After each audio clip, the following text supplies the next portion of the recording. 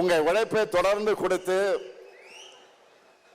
திராவிடம் உயர்த்தின தமிழ்நாட்டை தலைகுனிய விடமாட்டோம்னு 2026 தேர்தலையும் நீங்க களப்பணியாற்றணும். அதன் மூலமாக தொடர்ந்து திமுக ஆட்சி அமைஞ்சதுன்னு நம்ம புது வரலாறு படைக்கணும். வரலாறு படைக்கலாமா? வரலாறு படைக்கலாமா? தயாராகிட்டீங்களா? தயாராகிட்டீங்களா? அதுக்காகத்தான் ஓரணியில் தமிழ்நாடுன்னு ஒரு பரப்புரையை முன்னெடுத்து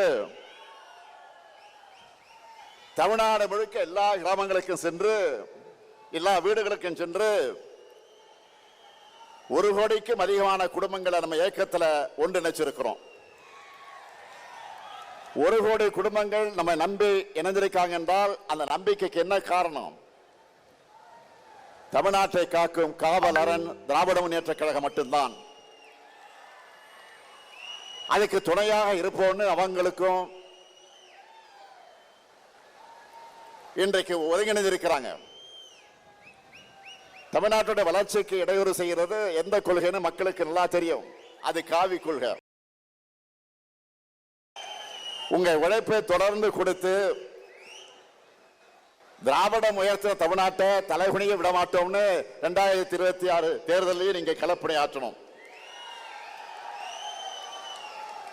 அதன் மூலமாக தொடர்ந்து திமுக ஆட்சி அமைஞ்சதுன்னு நம்ம புது வரலாறு படைக்கணும். வரலாறு படைக்கலாமா? வரலாறு படைக்கலாமா? தயாராகிட்டீங்களா? தயாராகிட்டீங்களா? அதுக்காகத்தான் ஓரணியில் தமிழ்நாடுன்னு ஒரு பரப்புரையை முன்னெடுத்து தமிழ்நாடு முழுக்க எல்லா கிராமங்களுக்கும் சென்று எல்லா வீடுகளுக்கும் சென்று 1 கோடிக்கும் அதிகமான குடும்பங்களை நம்ம இயக்கத்தில் ஒன்றிணைச்சிருக்கிறோம். 1 கோடி குடும்பங்கள் நம்ம நம்பி இணைந்திருக்காங்க என்றால் அந்த நம்பிக்கைக்கு என்ன காரணம்?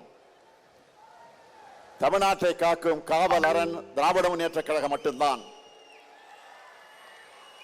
அதுக்கு துணையாக இருப்போம்னு அவங்களுக்கும் இன்றைக்கு ஒருங்கிணைந்திருக்கிறாங்க. தமிழ்நாட்டுடைய வளர்ச்சிக்கு இடையூறு செய்கிறது எந்த கொள்கைன்னு மக்களுக்கு நல்லா தெரியும். அது காவி கொள்கை. ஸ்டாலின் அவர்கள் இப்ப தமிழகத்தை தலைகுனிய விட மாட்டோம் அப்படின்ற பேர்ல சுற்றுப்பயணம்ல போயிட்டு இருக்காரு இல்லையா? அந்த தலைப்புக்கு ஏற்ற மாதிரி தமிழகத்துல 4 வருஷம் ஆட்சி பண்ணிட்டாரா? அவர் தலை குனியறதுங்கிறது ஏதோ புதுசாக இருக்குது. ஏற்கனவே தலை குனிஞ்சு தான் நாடே இருக்குது. அதனால் தலை குனிய விட மாட்டோங்கிறதே ஒரு அபத்தமான ஒரு பதில் அது. ஏன்னா தமிழ்நாடே தலை குனிஞ்சு தான் இப்போ இருக்குது. எல்லா விதத்துலேயும் தலை குனிஞ்சு தான் இருக்குது. கஞ்சாலேருந்து எடுத்து ஆரம்பித்து வேலை வாய்ப்புலேருந்து எல்லாமே கம்மியாக தான் இருக்குது. அதனால் தலை குனிஞ்சு அவர் விட மாட்டோம்னு சொல்கிறதுல அர்த்தமே இல்லை. மக்களுக்கு கொஞ்சம் நல்லது பண்ணியிருக்காரு. என்ன ஒன்று, அவர் பண்ணுற திட்டங்களை கீழே நடைமுறைக்கு படுத்த முடியல. அது என்னென்னா, கீழே இருக்கிறவங்க சரியாக செயல்படுறது கிடையாது. அது அதிகாரிங்க எல்லாமே எங்கே பார்த்தாலும் லஞ்சம் கமிஷனு இதான் ஓடிட்டு இருக்கு. 4 வருஷம் ஓரளவு சுமாராக தான் பண்ணிக்கிறாரு. ரொம்பலாம் இல்லை, சொல்லிக்கிறதுல இல்லைம்மா, ஓரளவு தான். இல்லை, யார் வருவாங்கன்றது இல்லை. ஏடிஎம்கே வரலாம், டிஎம்கே கொஞ்சம் இதுவாக தான் இருக்குது. பார்ப்போம். அது ஏங்க அனாலப்பட்ட விஜயகாந்தாலே முடியலைங்க. விஜயெல்லாம் எந்த மூலைங்க, இப்போதான் வந்துருக்காரு. ஐயோ தயவுசெய்து அதெல்லாம் பேசாதீங்க, அதெல்லாம் செல்லாத ஓட்டு. நான் பொறுத்த வரைக்கும் இன்னும் 10 வருஷ காலம் இப்படியே ஓடிட்டு இருந்தா ஒருவேளை ஆட்சிக்கு வரலாம். விஜய் கூட கூட்டணி யாரும் வைக்க மாட்டாங்க, பயப்படுவாங்க. ஏன்னா விஜய் கட்சி இன்னும் என்னதுன்னு யாருக்குமே தெரியாது. அவர் ஒரு எம்ஜிஆர் அல்ல. அவரோட குறிக்கோள் கொள்கைகள் எல்லாம் சினிமாலேயே பரப்பி சினிமாவில் கெட்ட பழக்கத்தை யாருக்கும் காட்டாமல், ஒரு தண்ணி அடிக்கிற சீன் இல்லாமல், சிகரெட் அடிக்கிற சீன் இல்லாமல், எம்ஜிஆர் மாதிரி விஜய்லாம் வர முடியாது. என்னதான் கூட்டம் வந்தாலும் அந்த கூட்டம் எல்லாருக்குமே வரும். ஆனால் எம்ஜிஆருக்கு வந்தது டோட்டலாகவே வேற.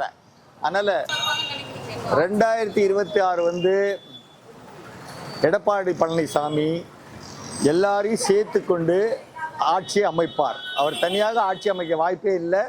4-5 கட்சிகள் அவருக்கு உறுதுணையாக இருந்து எல்லாரும் சேர்ந்து ஒரு கூட்டாட்சி தான் 2026 வரும் என்று நம்புகிறோம்.